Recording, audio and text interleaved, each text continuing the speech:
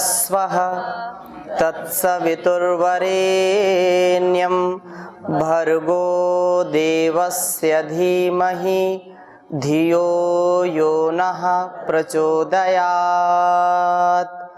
ओम शांति शांति शांति।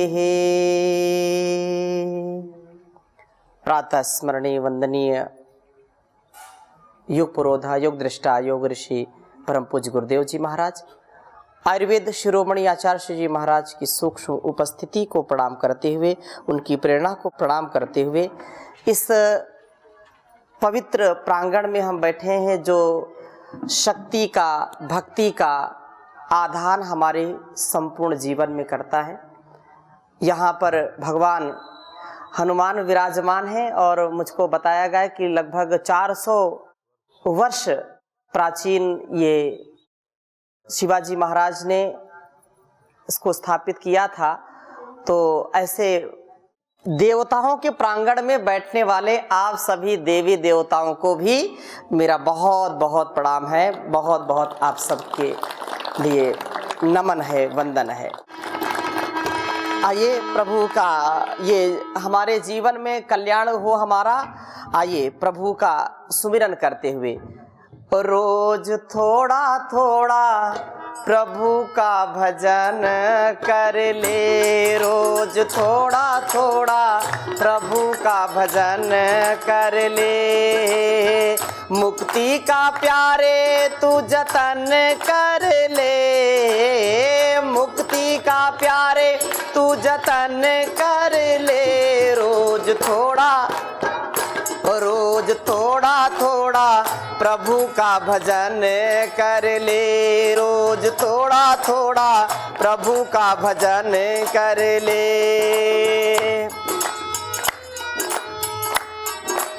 और संगत से रंगत आती है जीवन में। जैसी संगत करेंगे वैसा हमारे मन व्यवहार में, वाणी में उतर जाता है। और अच्छे मित्र, अच्छे लोगों की संगति, गुरुओं की संगति, बड़ों की संगति, सात्विक आत्माओं की संगति, योगी आत्माओं की संगति से उद्धार होता है और जीवन भव से पार होता है, बेड़ा पार हो जाता है। सारे दुरित, दुर्गुण, दुर्व्यसन, दुर्व्यवहार, दुख, द्वंद्व, रोग, दोष सब नष्ट हो जाते हैं। इसलिए क्या कहा? संगत कर अच्छे लोगों की, संगत कर, संगत कर अच्छे लोगों की, संगत दवा मिल जाएगी सभी रोगों की, दवा मिल जाएगी, मुक्ति का प्यारे तू जतन कर ले, मुक्ति का प्यारे तू जतन कर ले, रोज थोड़ा थोड़ा, रोज थोड़ा थोड़ा हरि का भजन कर ले, रोज थोड़ा थोड़ा प्रभु का भजन कर ले, रोज।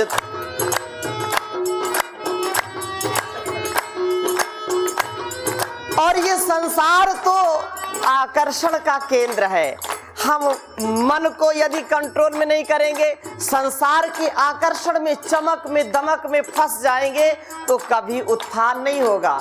इस जग का बड़ा ये दुनिया रंग रंगीली है, दुनिया रंग रंगीली है, अंदर इसके कूड़ा करकट, बाहर से चमकीली है। ये दुनिया रंग रंगीली है। इस दुनिया के चमक से, दमक से हमको अंदर के भाव को देखना है और सात्विक, तात्विक, वास्तविक जीवन जीना है। इसलिए क्या कहा? जग के अंधेरों से बाहर निकल कर, जग के अंधेरों से बाहर निकल कर, जग के अंधेरों से बाहर निकल, ऐ बंदे तू हरि भक्ति पे चल कर, ऐ बंदे तू हरि भक्ति पे चल कर, जीवन को अपने चमन कर ले, जीवन को अपने हो रोज थोड़ा थोड़ा, हो रोज थोड़ा थोड़ा गुरु का भजन कर ले, रोज थोड़ा थोड़ा हरि का भजन कर ले।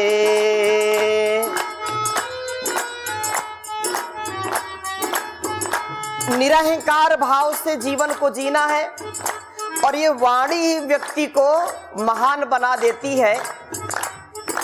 वाणी जिनकी अच्छी है तो सारा जहान उनका हो जाता है, और वाणी में यदि दोष है तो अपने भी लोग गैर हो जाते हैं।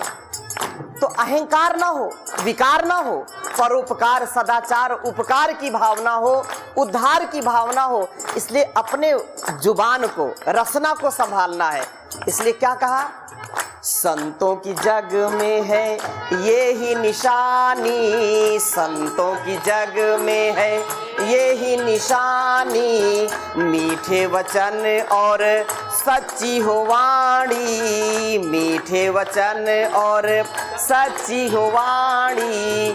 क्रोध खुद काया में दफन कर ले, क्रोध खुद काया में, तो रोज थोड़ा थोड़ा, ओ रोज थोड़ा थोड़ा हरि का भजन कर ले, रोज थोड़ा थोड़ा हरि का भजन कर ले, रोज थोड़ा थोड़ा प्रभु का भजन कर ले। ओ जीवन को अपने सफल कर ले, जीवन को अपने सफल कर ले, रोज थोड़ा थोड़ा, ओ रोज थोड़ा थोड़ा हरि का भजन कर ले, रोज थोड़ा थोड़ा हरि का भजन कर ले, रोज थोड़ा थोड़ा हरि का भजन कर ले।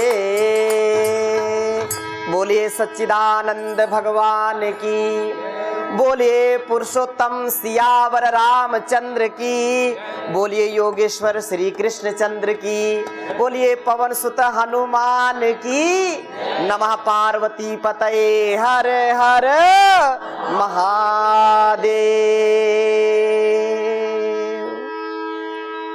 अपने जीवन को हम भक्ति से युक्त करें। देखो, संसार में हम आते हैं जीवन के उद्धार के लिए, भव पार उतरने के लिए, लेकिन हम बहक जाते हैं, भटक जाते हैं संसार के आकर्षण में। सब जानते हैं दुनिया में कोई भी व्यक्ति अपने को किसी से कम नहीं आंकता। हाँ, अगर उसको पूछोगे क्या हाल चाल है, बोले ठीक है, चल रही है, कट रही है। आप तो बहुत अच्छे हैं, आपके पास इतना धन है, संपत्ति है। अरे कहाँ है जी, पेट पाल रहे हैं, बहुत कुछ है, फिर भी जो व्यापार करता है वो व्यक्ति भी दुखी है। अरे व्यापार में इस बार घाटा लग गया। जिनको नौकरी मिली वही अच्छे हैं, कम से कम पूरी रकम आती तो है, वेतन पूरा मिलता तो है, लेकिन व्यापार में कभी मुनाफा है, कभी घाटा है, वो व्यापार से सुखी नहीं है।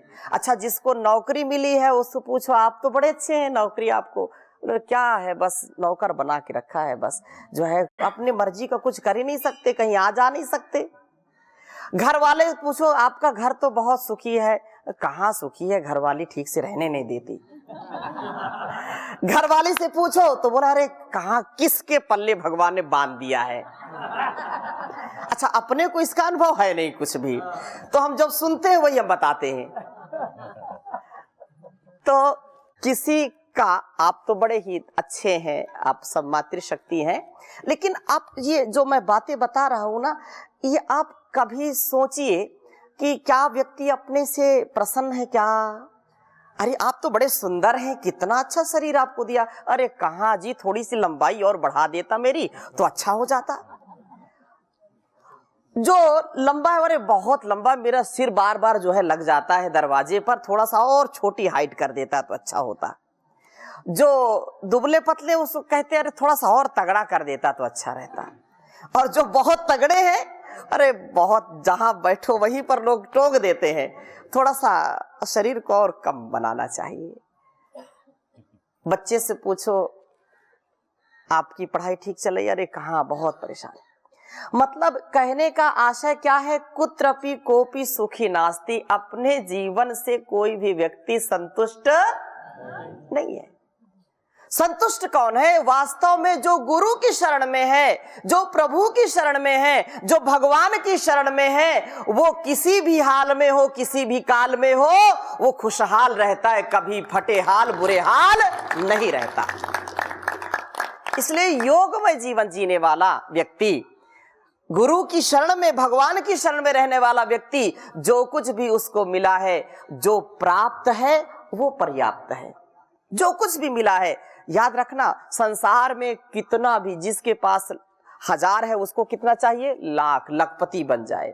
और जिसके पास लाख रुपए है वो करोड़पति बनना चाहता है। अच्छा, करोड़पति वाला क्या चाहता है?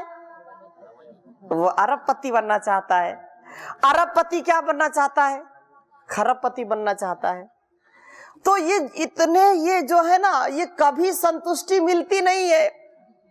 वो शंख, महाशंख, नील और कितने कितने, जितनी भी हम गणना करें उतना कम है।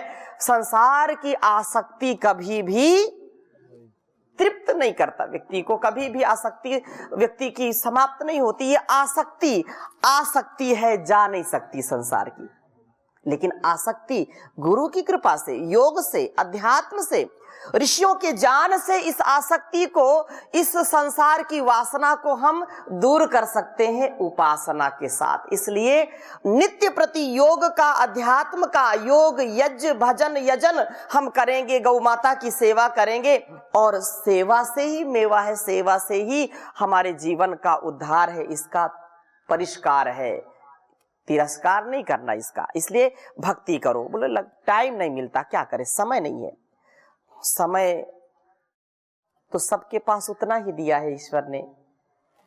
अगर 24 घंटे के अलावा 48 घंटे बना देता है ईश्वर, 24 घंटे की रात और 24 घंटे का दिन, तो क्या काम पूरे हो जाते? क्या अब बोलिए ना माताओं, ना नींद पूरी होती, ना काम पूरे होते। संसार का इतना आकर्षण है कि हम उसमें भटकते रहते हैं, भूलते रहते हैं, कभी टाइम मिलता नहीं है। इसलिए जो कुछ भी हमको मिला है, इसी में सब कुछ करना पड़ेगा। इसी में भजन भी करना है, सेवा भी करना है, जीवन का उत्कर्ष भी करना है, और जो कुछ भी मिला है उसमें हमको पूरा संतुष्ट रहना है। उसमें हम अपने जीवन को पूरा समरसता से युक्त बनाएं। समत्वम योग उच्यते।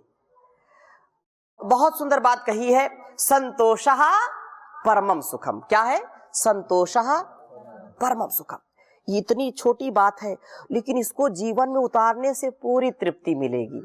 आप घर परिवार में, हाँ, पुरुषार्थ पूरा करना, मेहनत पूरी करनी, और मेहनत करने के बाद, पुरुषार्थ करने के बाद जो कुछ भी ईश्वर की कृपा से, गुरु की कृपा से मिले, उसको पूरी प्रसन्नता के साथ ईश्वर का प्रसाद समझ करके उसको स्वीकार करेंगे, तो कभी भी मन और तन आपका रोगी नहीं होगा। बहुत बढ़िया। इसलिए गोधन गज धन वाजी धन और रतन धन खान। गोधन गज धन वाजी धन और रतन धन खान।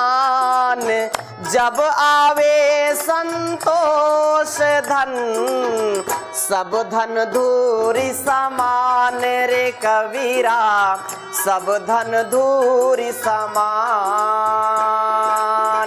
साच बराबर तप नहीं, झूठ बराबर पाप। साच बराबर तप नहीं, झूठ बराबर पाप। जाके हृदय साच है, ताके हृदय आप प्रभु जी, ताके हृदय आप।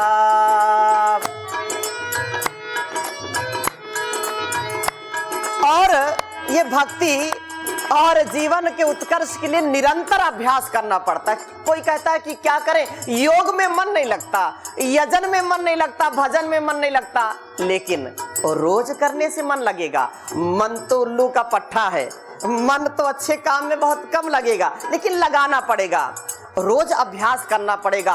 अभ्यास वैराग्याभ्याम तन निरोधा ऋषि कहते हैं। इसलिए कबीर भी कहते हैं, रूखा सूखा खाई के ठंडा पानी पियो,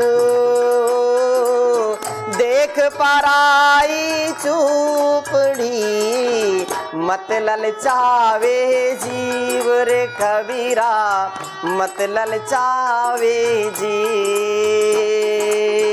बड़ा हुआ तो क्या हुआ, जैसे पेड़ खजूर, बड़ा हुआ तो क्या हुआ, जैसे पेड़ खजूर।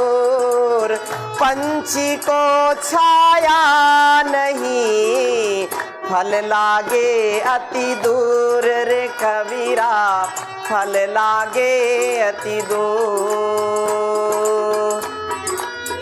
तो ये जो जीवन के सार है, इनको अपने जीवन में उतार करके व्यक्ति नर से नारायण बन जाता है, वामन से विराट बन जाता है, उसका जीवन देवत्व से युक्त हो जाता है। इसलिए हमारी सनातन पुरातन ऋषि परंपरा में बचपन से ही ये हमको सिखाया जाता है कि मातृदेवो भव।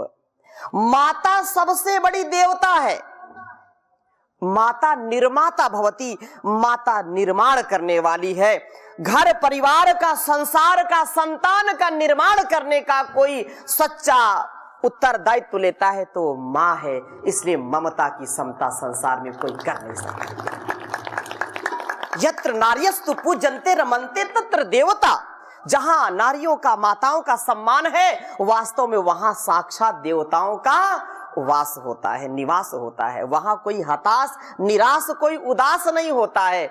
इसलिए माँ जो सबसे बड़ी शक्ति है, जगत जननी जगदम्बा के रूप में, वो हमारे हर स्वरूप में, या देवी सर्वभूतेषु मातृ रूपेण, शक्ति रूपेण, भक्ति रूपेण, बुद्धि रूपेण, प्रज्ञा रूपेण, हर प्रकार के रूप में जो विद्यमान है। तो ऐसी स्वरूप में, आपके स्वरूप में साक्षात जगत जननी जगदम्बा, साक्षात सीता, सावित्री, मदालसा, गार्गी और हमारी जो वीर वीरांगनाएं, जो हमारे ऋषि ऋषिकाओं का जीवन था, ऐसा हमको जीवन जीना है। अब हमारे गुरु यही सिखाते हैं हमको कि ये वेदों की परंपरा है और हम सब उस ईश्वर की संतान है। हम सब जन्म से ही महान है, ना कोई बड़ा है ना कोई छोटा है, हम सब उसकी संतानें हैं। इसलिए परस्परता का व्यवहार बहुत निर्मलता के साथ होना चाहिए।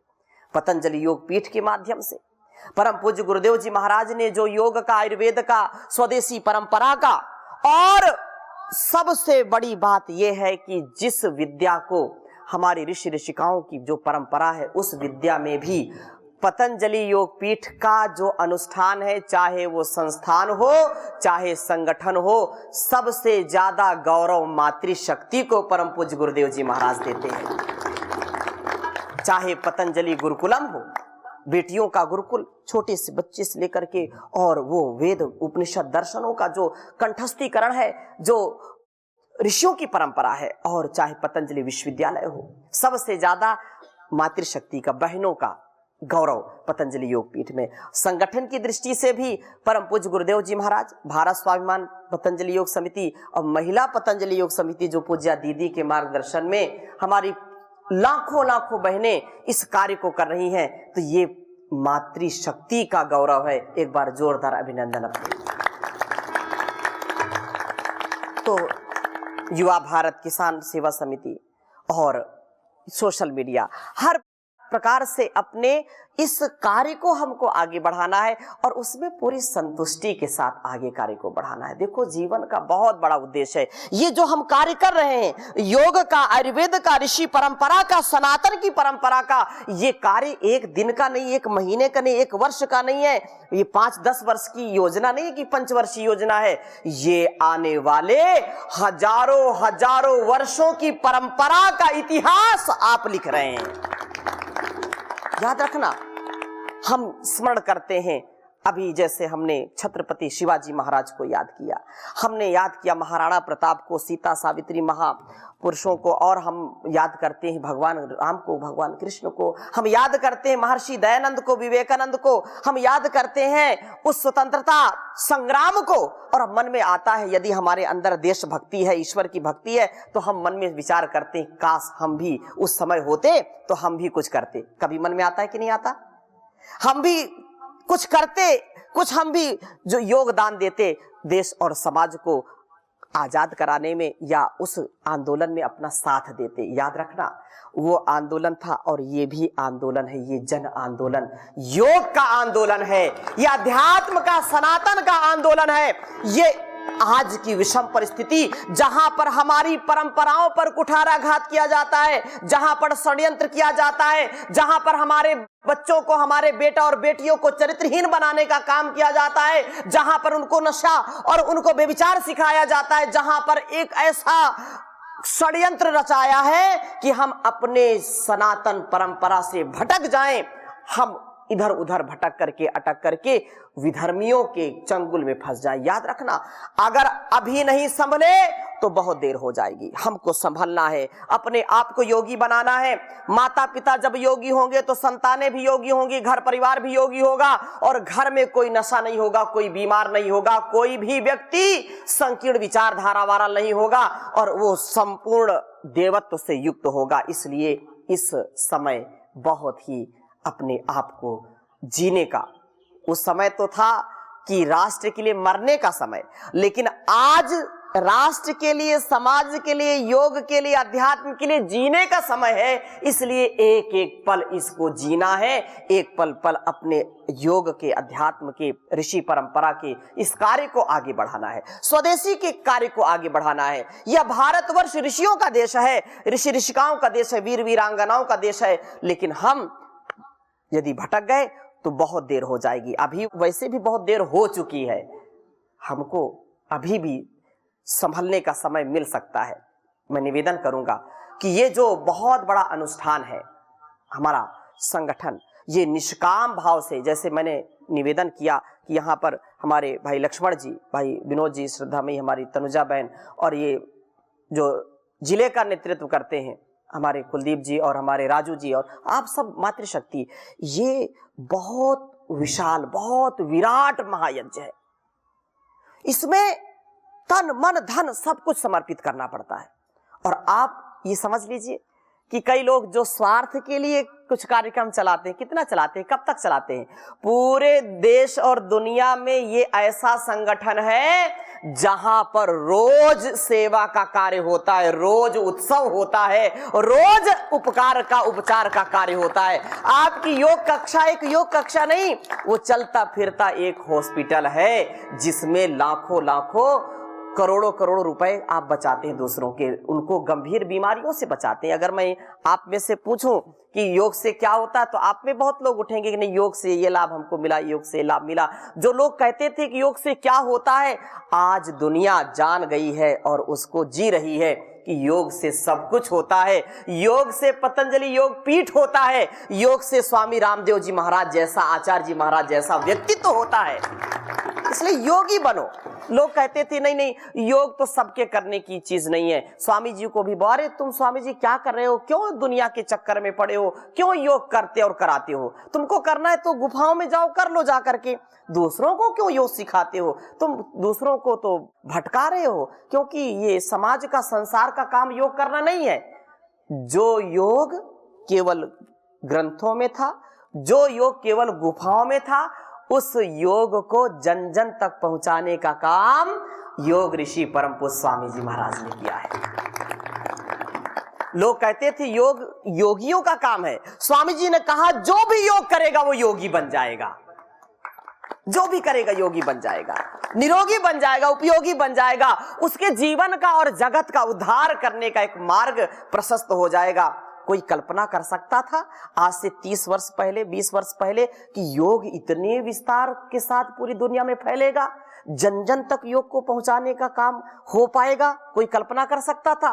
कभी कल्पना नहीं कर सकता था। लेकिन इस असंभव कार्य को भी संभव किया है परम पूज्य स्वामी जी महाराज ने। ये लाखों करोड़ों करोड़ों वर्षों की जो परंपरा है उसको आत्मसात करके हम भी इस इतिहास को गढ़ने में अपनी भूमिका निभा रहे हैं। आने वाला समय जो होगा उसमें हमारे घर के, परिवार के, हमारे गांव के लोग ये जो है सोच करके, विचार करके गौरव अनुभव करेंगे कि जब योग की क्रांति हुई थी तो हमारे घर के, हमारी माता, हमारे बहन, हमारी बेटी, हमारे पिता, हमारे चाचा, हमारे ताऊ, हमारे परिवार के लोग स्वामी जी महाराज के साथ योग का अनुष्ठान और योग का ये जो पूरा एक जन आंदोलन उसमें सेवा की थी। ये बहुत गौरव का विषय है, इसलिए इसको करना है और ये सच्चे अर्थों में जीवन को उद्धार की ओर ले जाने का काम है। ये सबसे बड़ा सुंदर, सबसे बड़ा जो है उन्नत कार्य है। इसलिए प्रभु ने हमको ये कार्य सौंपा है,